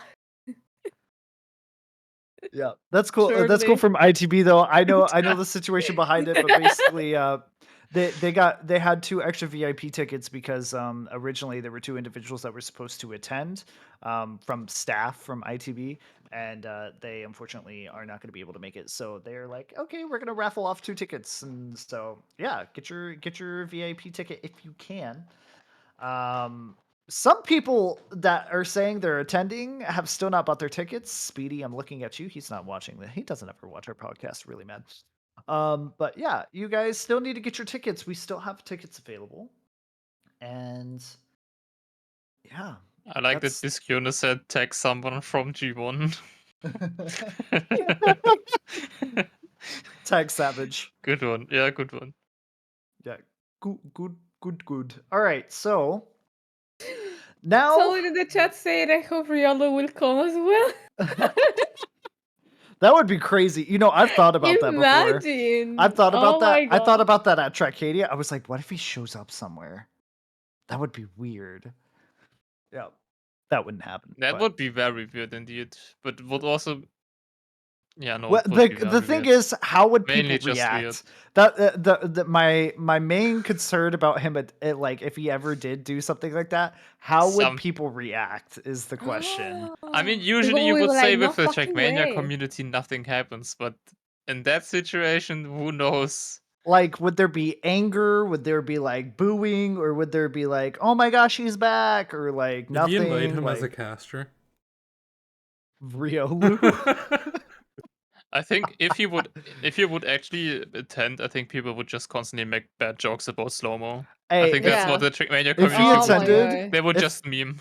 if he attended, all he literally would have to do is just be like, "I'm sorry." Oh my god, do you know those t-shirts from Nadeo that you get with like the booster on it and stuff like that? Imagine he comes and and we have some t-shirt with a slow-mo. Ooh. Pain. All right. All right. So new I segment will time. literally take a picture with him. You know? Here with the biggest esport cheater of the world. Yes, he is. Hey, I would have Riolu come. He would just need to understand that I would probably request that he publicly apologizes to everyone, because that's the Yeah. only way he's going to continue in this community until he apologizes. Nah, I think he's long gone from the community. But yeah, he's long gone. So Since we don't have a Q&A segment, I just want to throw a question at you really quick. There's a question regarding the TMX speed mapping thing. Have we figured out a way to make it work or not? I have not heard from Ozone, so that is up to Ozone. The initial plan Ozone had expanded beyond the time limit that he had. This is sadly, unfortunately, not only an issue with his event, but some of the side events, some of the organizers were not aware or didn't really catch on that these side events were meant to be in an hour block, because we kind of have a tight schedule with the events and everything. That's why we don't have a full-on side tournaments, but they kind of were acting as if it was a full-on side tournament. I was like, no, these are meant to be like fun side events during our breaks, because the production needs a break. But the people will probably still want to do something in between those breaks. So let's have like a side event for those, especially the basic ticket individuals. Like we said, we would allow them and everything to join during the breaks. So yeah, that'll be that. For some of these events, side events, we will probably have to open up signups, because 300 people are not going to be able to play all at once. There is no way. And most of these events will probably be capped at like 100. So we don't even I don't even know if we'll have 100 PCs like for everybody. I know we have 64 downstairs for the tournament reserved. And that's not including the other PCs that are reserved for VIP, which aren't really that many. So you have 64 PCs. That's really what's reserved for the tournament players. And then you have the PCs up top, which is about another 40 to 50. So you have about 100 in total, but those 40 to 50 upstairs, unless we get the entire venue to ourselves, those will be open to the wider public. But yeah. And just I'll explain it here, and I'll have to put it in like a FAQ or anything, but hopefully everybody who has a tournament ticket understands that like the free play for tournaments is not going to be open until Saturday, because we have so many people to churn through. We have about 180 people. So we may have one less wave on Friday, but like those people are going to need to be able to warm up, and we're going to have to herd cattle in and out of those PCs until Saturday, where we start eliminating the field. Because once we start eliminating, then we can open up PCs for free play. So just so everybody's aware of that, we'll try to get these people kicked out of the tournament as soon as possible. I also have a question. Are we able to play those side events? Yes. Okay. Ooh. Yeah, of course. Why not? I mean, we can't play the main event obviously because Yeah, of course. it's difficult to analyze yourself. Well, Nitro. So Nitro was initially posted to be like on the analyst thing with me, but he wanted to play, and I told him I was like, "You're gonna have to do one thing or the other," and he still wants to play, so that's why he's playing. Yeah. Because you can't do both. There's no time to It's do impossible. both. Yeah, how would you do that?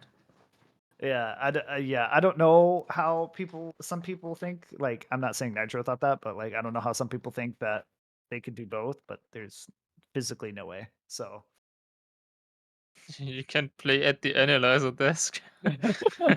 I'm playing right now. Shut up, import. We could do the post-match analysis later. And what do you mean? What you think Wow. about Masa's performance? I'm trying to I'm to not trashing survive. his face right now. The guy's such a garbage can, bro. Like, what the heck? Yeah. Yeah. So, all right, it's time to do our last segment of the day. It is old school versus new school. Lime has not experienced this yet, but No. Shorty knows what's about to happen. Yeah, the So, most stressful part now. I will give you 3 topics. We'll go one by one, This is and like Shorty is old school because he is the old school Trackmania player. So he always gets the old school side.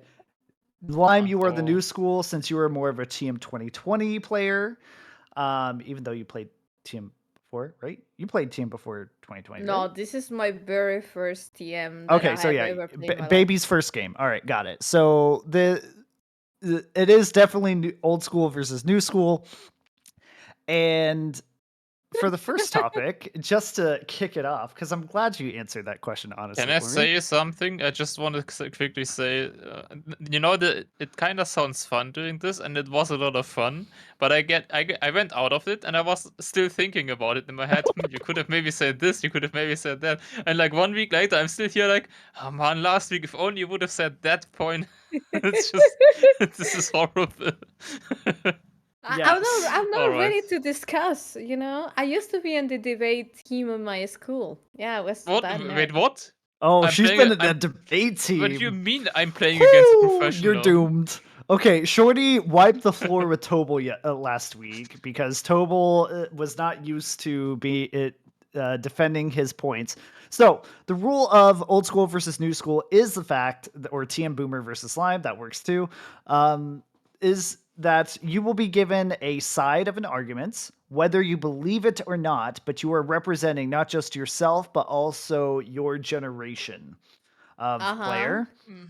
And you have to Convincing. defend yourself in 1 minute and 30 seconds and give a convincing argument. At the end of both arguments, I give a point to whoever I find has the most convincing arguments.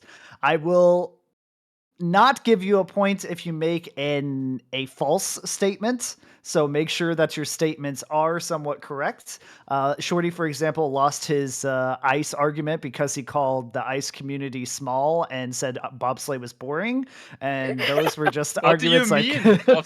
Bobsleigh it definitely is boring. No, but it's really difficult because my knowledge on Trackmania is Yeah, tiny. this is good. This is good. This great content then. All right, so first question is going to be what campaigns overall were better? Were the campaigns in Trackmania Nations Forever better, or were the campaigns in TM 2020 better? Shorty, obviously.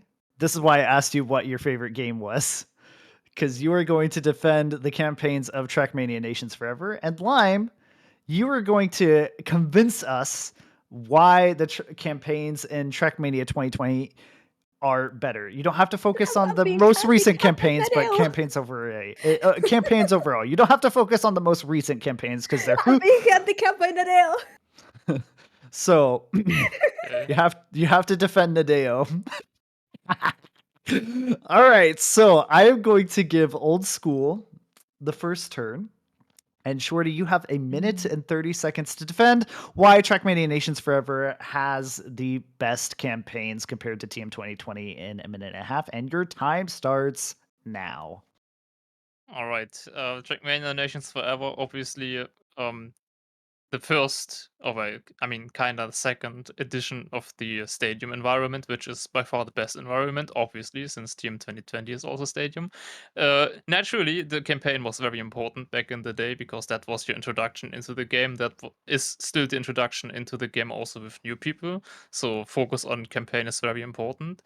Campaign in Nations Forever was really good. It was very diverse. It had some quirky maps here and there, but they were very interesting. They had a very good mix of difficulty. Like they had really difficult maps, but also very easy maps. Something that the new campaigns in the new game is really doing really wrong. Like you don't really have difficult maps anymore, and the styles are kind of you don't have very interesting maps anymore. And one thing that makes the campaign in Nations Forever a lot better is the fact it's still played by today. People are still hunting it. And I think that is a statement for how good they are. And if you don't believe me, just think of EO5. That's just EO5. Like, what can you say against EO5? It's amazing. Okay. How much all in right. am I? I don't have a timer by You, the you, way. you, But... apparently You still Chris have can't like put 10 90 seconds. seconds on it, so you basically filled up your 90 seconds. All Okay, right. yeah, I thought it would be about time. Yeah, so you had about 15 seconds to spare. All right, Lime, Okay. it is your time to defend TM 2020 campaigns and why it is better than Shorty and dismantle him. You have 1 minute and 30 seconds, even though it says 2 minutes on the clock on the stream, and your time starts now. One thing is that we don't have landing back in TM 2020.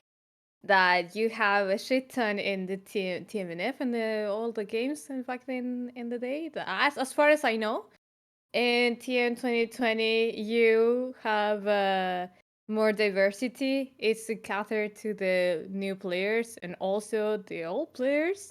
I mean, there's a reason why most of the community is playing TM 2020 and not TMNF or all the other games. Also, um, wait, I forgot the other thing that I wanted to say. Shorty said that we don't have maps that are difficult or as difficult as in TMNF. That is not true. Don't you remember all the 2021 tracks of the past campaigns that were quite difficult to play? There were many that most of the people couldn't even get the 80 medal. So I think that is a great valuable point. And also, we have more platforms or surfaces to play in. So I think that is one of the biggest difference and what it makes it better on 10 TM22. seconds. Yeah, that's it. Sorry. Okay. Hmm. Yeah, you did make a false statement at the very beginning. There are landing bugs in Trackmania 2020. Also, it's They about the are, campaign but and the not thing is about the that games, you know? They're this maybe is not the as thing. frequent as in Y- TMNF, but yes, they are Okay. still landing bugs in TM 2020.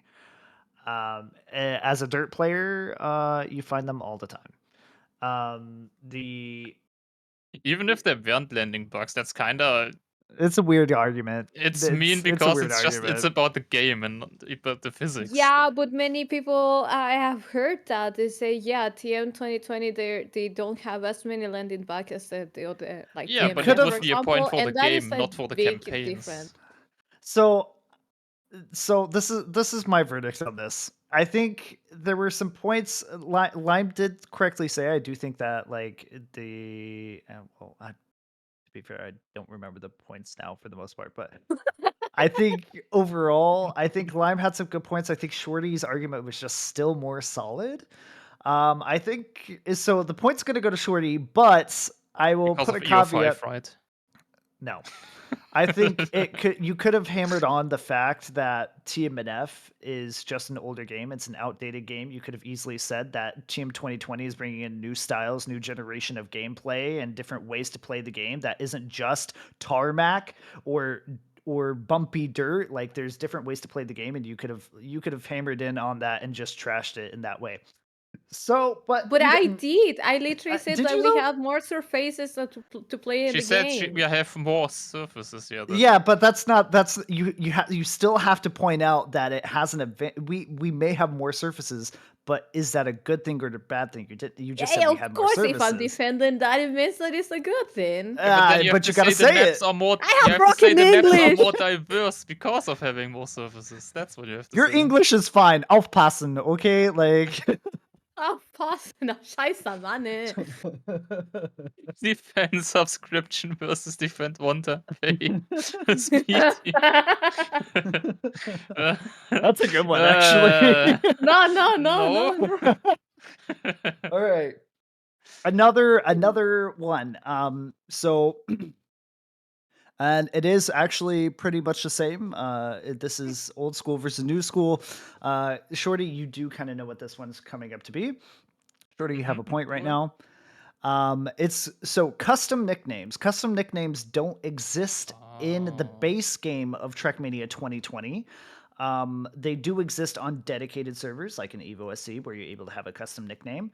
But as far as the base game is concerned, you were not able to have a custom nickname, only a custom club tag. But in the previous Trackmania games, majority of all the Trackmania games, you were able to have a custom nickname. So, Shorty, I need you to defend for me why custom nicknames should be in the base game of all games and why it is better to have the custom nicknames. And Lime, unfortunately, you have the terrible task of trying to say why custom nicknames don't matter and that the current system in Trackmania 2020 is perfectly fine. So, Lime, I'm going to let you go first since I had Shorty go first on the first question. So you have to go first on the second question. You have a minute and a half to tell me why custom nicknames are just not that important compared to the other games. And you have a minute and 30, and your time starts now. Wait, I have to defend that? The shorty didn't start? You get to go first. Shorty went first last time. Ah, sorry, I can't. What? Chris, I told you this was going to happen. Okay, I got this. I'll take Lime's one All and a right. half minutes. All right, hop in here, Chris. Go. Oh no. Okay, so custom nicknames are a nightmare for console players. They're a nightmare for most people who have visual impairments. First, you have all those weird color gradients going from blue to red to neon pink or neon green, and it just looks awful, right? Second of Yeah. all, you have people constantly impersonating each other. You have your Carl seniors, you have your Frostboiler juniors, you have your Trilux's moms or whatever. It's just a moderation nightmare, right? You constantly get reports of, oh, this person had this weird or bad nickname, or it's just, it's so much work, you cannot possibly moderate custom nicknames. And then there's still the issue where, oh yeah, how are you gonna constantly render all those weird, I don't know, Indian or Chinese characters that people use in substitution of regular, basic letters? Just write your name as it is, it's all fine. And who needs 10 colors in seconds. their nickname anyway? I'm done. Thank you, Chris. I agree.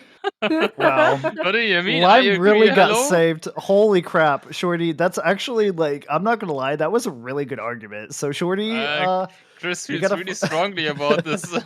Maybe because he knows how hosting servers is. Yeah, okay. go ahead. Minute 30, and your time starts now.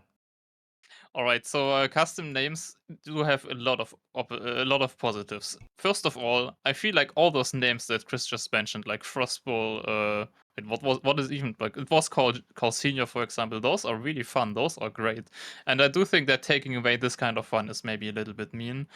Custom names in general are a sort of personalization yourself. You don't need the full spectrum. You don't need all colors. You don't need colors that impair colorblind. You can limit it to things that actually work for colorblind people. You can also limit it in other certain ways. You don't have to completely shut it off. And in fact, it actually isn't completely shut off. You can change your name. You can actually change your name every 30 days, which still introduces all the issues or most of the issues that Chris talked about, albeit less obviously because you can change your name less frequent, but it's still there. And even further, apart from that, you also have club tags, and club tags literally have all the customization we always had in the old games, so all the issues are still there. And if those are even issues, Nope, you and can't bring in club tags into this why not? because that's not part Also of a name part of the name. customization. They are literally standing next to the name. Yeah, that's not name customization though. That's debatable if it's name customization or not. All right, Lime. Club Yeah. tags are also No, limited. no. You're not getting a full point for that though, because Chris came and saved you. You're getting a half of a point. Shorty, you're still in the lead. Also, club Shorty, tags are limited to club access. hi Gecko. All right, so Yeah, but they're still part of the game, and they are basically part of the name as well. yeah, but you can't claim it as part of name customization because that is Yeah, a but separate what else entity. is it then? Technically, Nadio did do that, so. Yeah. I mean, We're talking my point. specifically what affects your name because you don't see Yeah, club but it tags everywhere. You do. You don't. Want to Where do you bet? not see them? Yeah, there are places where you don't see them, like for example in a map or something. But in all lists, like in the chat, you see them. You see them in the leaderboards in Cover of the Day. You see them in if you press tab, you see them there. They literally got introduced because people kept complaining about not having name customization. Like that's why they even exist.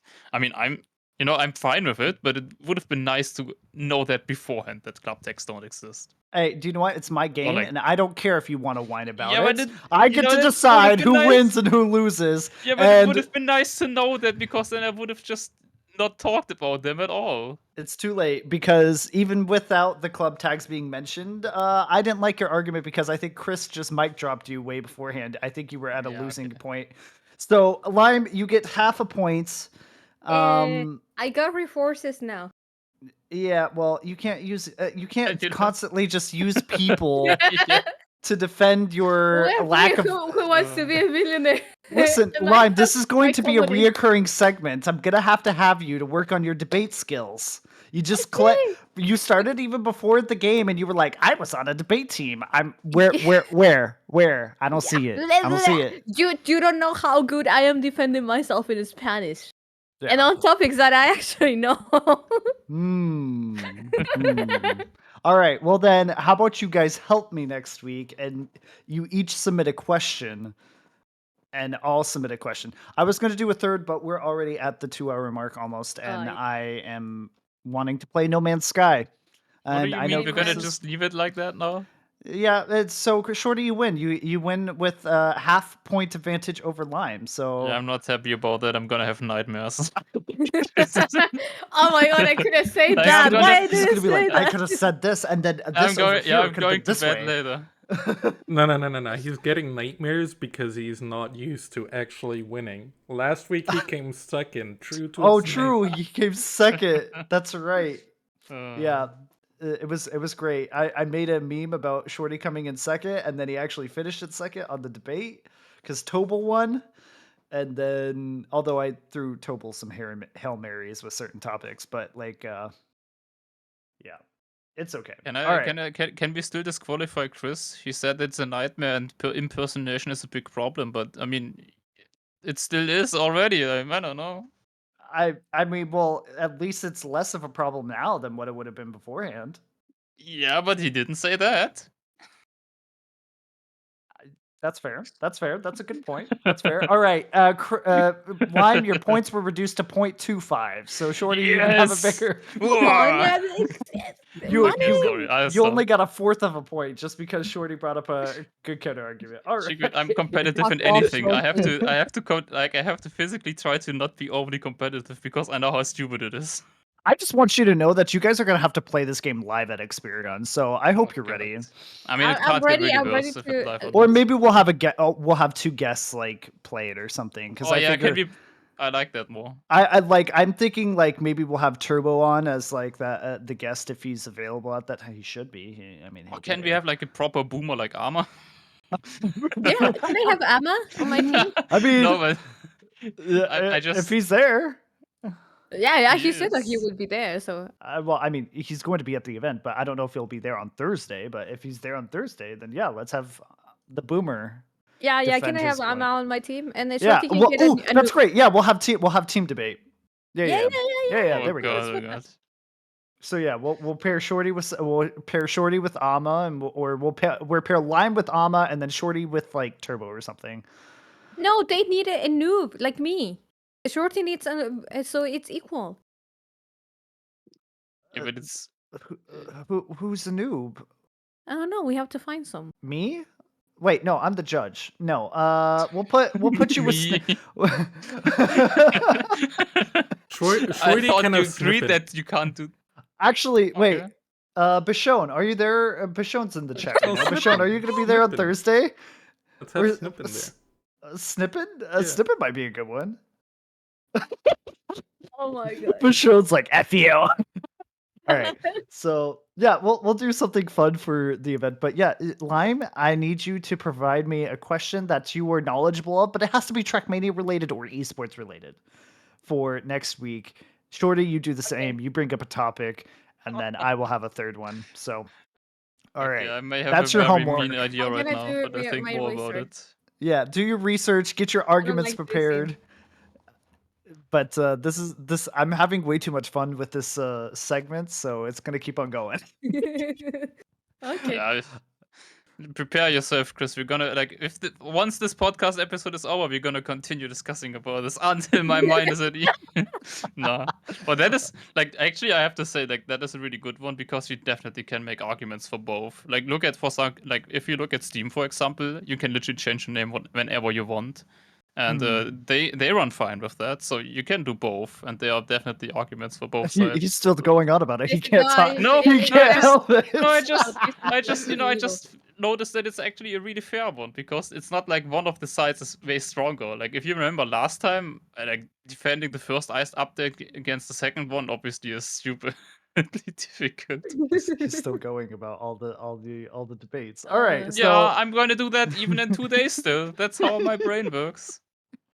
that's good. I like this. All right, so that is going to be it for the podcast. Thank you guys so much for showing up, Lime, Shorty. Thank you again for always being the coolest people and my good friends on the podcast.